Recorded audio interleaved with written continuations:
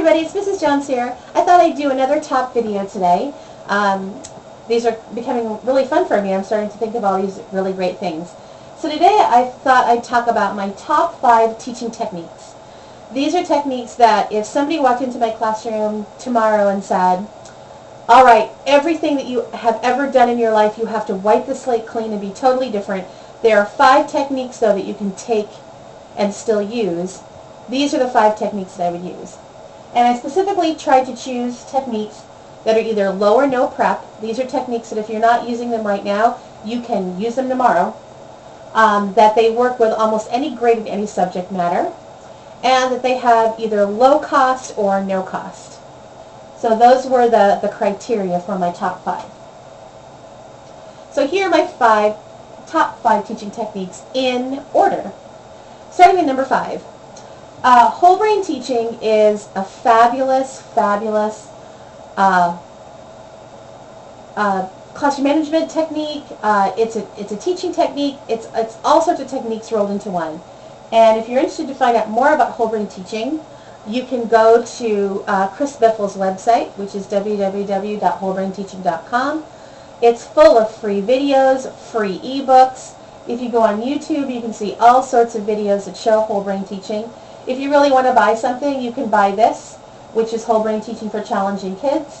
One of my favorite books. You can see it's all highlighted and dog-eared and everything. It's just a fabulous way of teaching. Now, there are teachers who teach like this all the time. I don't teach in a whole brain teaching style all the time. Again, I use it as something that sort of spices up my teaching every once in a while. But it's a method of teaching and classroom management that involves using the whole brain, using the limbic system, which is the emotion system of the brain, using movement, using talk, using cooperative learning, using just fun, pure fun. It's fantastic, and it's also something you can do. You can totally make all of your lessons this way, or you can do it like I do. I sort of dibble and dabble and use this and that and use it as a way of variety in my teaching. One of my favorite things about whole brain teaching that's made a huge difference this year for me is called oral writing. And oral writing is where you teach kids to do something orally first before they actually write it down on paper. And as part of it, they show capital letters by going like this. They show punctuation by going like this. They show commas by going like this. Zoop. And you gradually increase the length of their oral sentences, and then their oral paragraphs, and that makes a huge difference with kids and their writing. Probably the only reason that I actually put that as number 5 is just because it is a bit more involved than most of these techniques that I'm about to share with you. Woo. Sorry. Number 4 is repetition. I know that sounds like crazy. Like, what's repetition doing there? And I have to say that the reason I put it there is because as a beginning teacher, I had no idea how much repetition kids need to learn stuff. I would, do something on the board, like something brand new, like long division, and I'd do like maybe 2 or 3 examples and then send them off. I would make the mistake as an early teacher of asking the kids at the beginning of a lesson, so what did we learn yesterday about, I don't know, the Constitution? And of course, on a bad day, I'd get blank stares. And on a good day, I'd get the same 2 or 3 kids raising their hands. And that's when I realized, whoa, I need to be repeating myself much more. It's not just that they aren't listening, it's just they've got a lot to think about during the day. So now I begin every lesson with, yesterday we learned about blah, blah, blah, blah, and today we're going to learn about blah, blah, blah, blah. So I make my teaching very intentional. Maybe that really shouldn't say repetition. Maybe it should say intentional teaching. That I tell the kids what I want them to know instead of ask them what I hope they remember. And it's a big difference. And usually I get a few nods like this, and then as I go on and explain it a little bit more, I get more about, oh yeah, I get that kind of thing. All right, number 3, personal whiteboards. Oh my gosh. How did I ever teach without personal whiteboards? I don't know.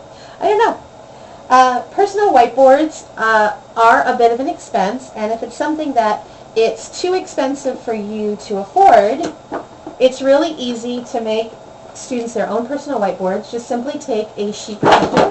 Whoa, this is an average looking sheet protector. And you can put a piece of paper in it just so they have something to write on. And kids can use dry erase markers. And they can write right on the sheet protector just like that. And then you can erase it with a dry erase marker or a piece of felt or a piece of fleece. And it's great. It's reusable. There's no copies that you have to make. And for some reason, kids love writing on whiteboards. I mean, they love it. They think it's cool and unique and interesting, and they're like super, super motivated.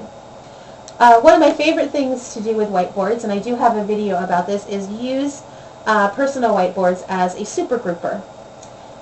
Super grouper is just a technique, sort of an extension of personal whiteboards, where you do a series of easy, medium, and difficult problems based on something you've already taught the children. And then what you have the kids do is you have them keep tally marks for each one they got right. So let's say you're practicing the 5 times tables. And so you say 5 times 10. 1, 2, 3, show me. Woo, 50, you got it right. Put a tally mark in the corner of your slate. What's 5 times 5?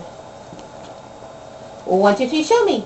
25. Ooh. Put a tally mark in the corner of your slate if you get that wrong. And then you just keep, right. And then you just keep going. And let's say at the end, you have them count up the number of tallies they got on their slate. There we go. I got 8. And then you assign them a group based on that number. Kids love this because it really brings differentiation home to them. It really makes them realize that what I do in class is going to put me in a group that's going to help me the most. And the cool thing about super grouper like that is that what I find is there's usually 2 or 3 kids in every class that they're always in the top group. They always master everything very quickly. There's usually 2 or 3 kids who are always in the bottom. They always take a long time to master.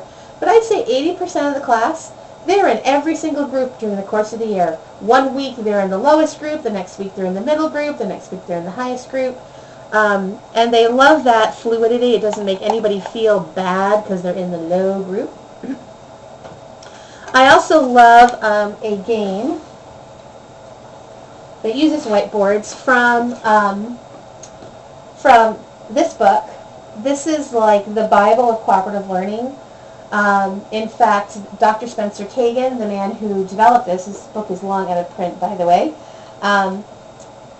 These are all called Kagan structures, all these activities. And you can often get this book online, used on like Amazon.com.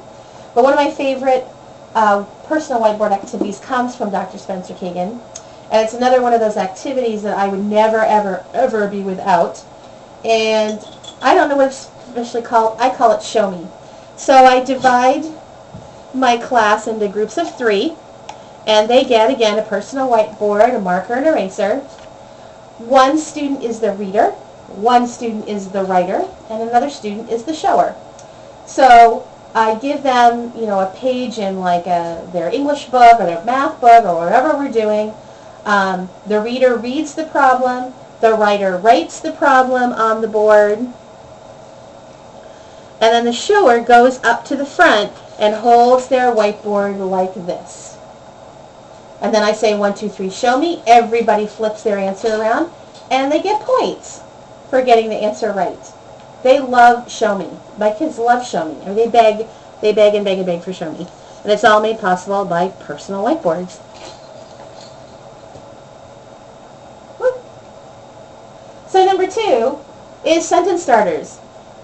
Again, I think a lot of children really are challenged by starting things, and especially in writing and in speaking. It's they kind of know where they're going, but they just don't know how to begin. That whole journey of 1,000 miles begins with a single step. Well, sentence starters are a way to just jumpstart the brain. Even if you don't quite know what you're going to say yet, just get that sentence starter down on there.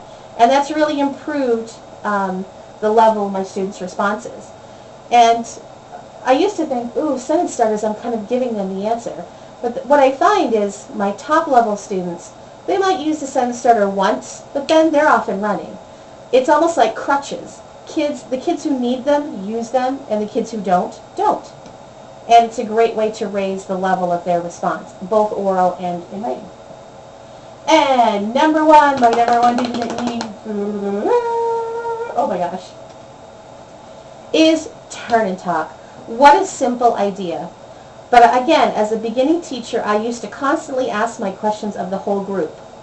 So, who remembers who was the battle in the revolution, who was the general in the Revolutionary War? And I'd get the same 2 or 3 hands going up. And I'd be like, golly, how can I get those kids? Then what I'd do, of course, I'd call on the kids who didn't raise their hand. And what would I do? Embarrass the heck out of them because they had no idea. With turn and talk, I have 100% engagement. 100% engagement. And I learn even more than when I had those few kids talk, because I go around and I listen to 2 or 3 groups. And oftentimes I'll come back to the whole group and I'll say things like, you know what I just heard? This is what I just heard. And if I find something that I wasn't expecting to hear, it gives me a chance to address that. And for a lot of kids, they'll be like, oh, I thought that same way too. And sometimes I actually, shh, don't tell my kids. I lie, because I'll hear somebody talk and I'll think, ooh, they're getting it right, but I think I'm hearing something in here that a child could say. And it's just, it's fantastic. Turn and talk is just, I don't know. I don't know why it took me so long to find it. But it's definitely something that should be taught in every teacher preparation program. So here are my top 5 teaching techniques. Again, I would love you to come back with your favorite teaching techniques. Again, they need to be low or no prep, all subjects and grade levels, and something that's very easy to implement, no or low cost to teachers. So what are your top 5 things that you think every teacher should know and be able to do? I'd love to hear from you.